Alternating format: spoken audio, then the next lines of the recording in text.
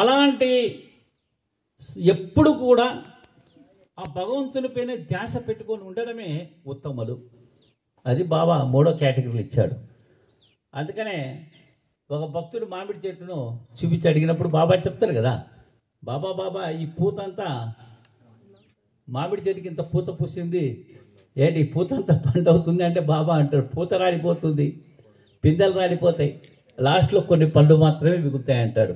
ఆ పండ్లే ఉత్తములు, ఆ పండ్లే ఉత్తములు. సాధారణులంతా ఇప్పుడు మనకు బాబా భక్తులు చూస్తున్నాం, కోట్ల మంది ఉన్నారు, గుడికి వస్తారు పోతారు, కోట్ల మంది భక్తులు. ఏంటే వీళ్ళంతా రాలిపోయే వాళ్ళే, వీళ్ళంతా రాలిపోయే వాళ్ళే. అదేవిధంగా పిందెలు లేక సగం మంది రాలిపోతారు. ఉత్తములు ఎవరో కొద్ది మంది మాత్రమే మిగులుతారు. వీరు వాళ్ళ ప్రాణం పైన బాబాను వదలరు, ప్రాణం పైన బాబాను వదలరు.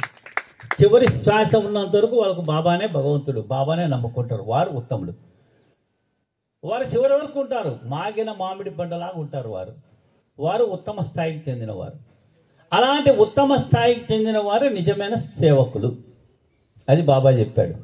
కాబట్టి ఈ ఒక్క శ్లోకంలో బాబా గారు సాష్టాంగ నమస్కారంలో సర్వస్వ శరణాగతి చెప్పాడు. అదేవిధంగా ప్రశ్నించడంలో మోక్షం గురించి చెప్పాడు.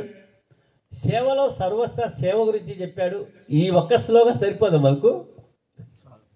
ఏంటి మన జీవితానికి సాయి భక్తులకు బాబా జీవిత చరిత్రలో భగవద్గీతలో చెప్పిన ఈ ఒక్క శ్లోకం చాలా నేను అనుకుంటున్నా. నిజంగా ఈ శ్లోకం మనం చేస్తే మన అందరికి మోక్షం వచ్చినట్టే, 100% మోక్షం వచ్చినట్టే.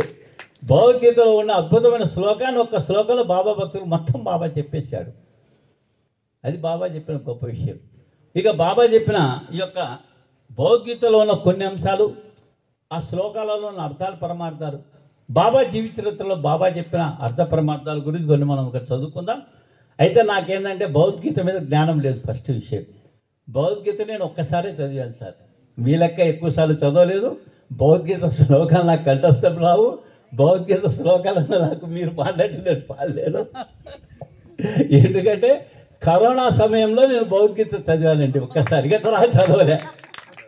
కరోనా సమయంలో మటుకు ప్రశాంతంగా కూర్చొని 700 శ్లోకాలు ప్రశాంతంగా హాయిగా ప్రశాంతంగా చదువుకుని ఒక్కసారి చదివాను భగవద్గీత. ఆ టైంలో నేను భగవద్గీత చదివా. ఆ యొక్క టైంలో కొన్ని ఇంపార్టెంట్ శ్లోకాలు కూడా రాసుకున్నా. నాకు నచ్చిన శ్లోకాలు కొన్ని రాసుకోవడం జరిగింది, నచ్చిన శ్లోకాలు. ఆ తర్వాత నేను భగవద్గీత చదవలేదు. శ్లోకం సారు పాడినట్టుగా, లేదంటే కృష్ణ గారు పాడినట్టుగా, లేదంటే రజనీ గారు పాడే విధంగా నాకు ఆ పాట కూడా బాబా గురించి చెప్పేదే కానీ ఈ శ్లోకాలు నాకు రావు. అందుకని ఏంటంటే శ్లోకాలు నేను చదువుతున్నా, దయచేసి తప్పు పట్టొద్దండి. అది తప్పే, నేను చదివే తప్పే, నేను ముందే ఒప్పుకుంటున్నా. ఎందుకంటే మీ పక్కన చదువుతున్నా, నేను చదివేది తప్పే. ఎందుకంటే నాకు శ్లోకాలు చదవడం రాదు. ఎందుకంటే కృష్ణ అనుకుంటాడు, ఏం హరిహర స్వామి ఇట్లా చదువుతున్నాడు అనుకుంటాడు, నాకు వచ్చింది అంతే స్వామి. ఏంటి ఇక్కడ 2వ అధ్యాయంలో 20వ శ్లోకంలో చెప్తాడు, నజాయతే మ్రియతే వా కదాచిత్ నాయం భూత్వా భవితా వాన భువ అజో నిత్య శాశ్వతోయం పురాణహో నహ సస్తే హన్యమాన శరీరే. అంటే ఇక్కడ ఆత్మ గురించి బాబా చెప్తాడు. బాబీ గారు నవ్వుతున్నాడు, సార్ చెప్పింది కరెక్టే, శ్లోకమే నాకు చదవ రాలేదు. అంతే సార్, ముందే చెప్పారు కదా ఏంటి.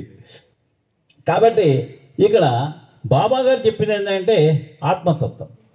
ఈ ఆత్మతత్వంలో ఆత్మ ఎప్పుడు జన్మ లేదు, ఆత్మకు ఎప్పుడు పుట్టుక లేదు, ఆత్మకు ఎప్పుడు మరణం లేదు, ఆత్మ సర్వతా నిండి ఉంది, ఆత్మ నిత్యము, ఆత్మ శాశ్వతము, ఆత్మ పురాణము, ఆత్మను చంపలేరు, బతికించలేరు. అంటే బాబా గారు ఇక్కడ చెప్పిన గొప్ప విషయం ఏంటంటే ప్రతి జీవిలో భగవంతుని యొక్క స్వరూపం ఉన్నాడు, ఆత్మస్వరూపం సర్వదా నిండి ఉంది. కాబట్టి మనము ఎవరు అంటే మాయ, మనం మనుషులం కాదు, మనం ఆత్మస్వరూపులం. ప్రతి జీవిలో ఉన్నది ఆత్మే. అందుకని బాబా గారు మన కథలో చూసాం, లక్ష్మీబాయి షిండే కథలో కుక్కకు రొట్టె వేస్తే బాబా అంటాడు, అమ్మ ఆ కుక్కలో ఉన్న ఆత్మ నాలో ఉన్న ఆత్మ ఒకటే అంటాడు. తక్కడ వారే రొట్టె వేసినప్పుడు, అమ్మ నా కడుపు నుండి నువ్వు ఆహారం పెట్టావు, ఆ యొక్క కుక్కలో ఉన్న ఆత్మ నాలో ఉన్న ఆత్మ ఒకటే అన్నాడు.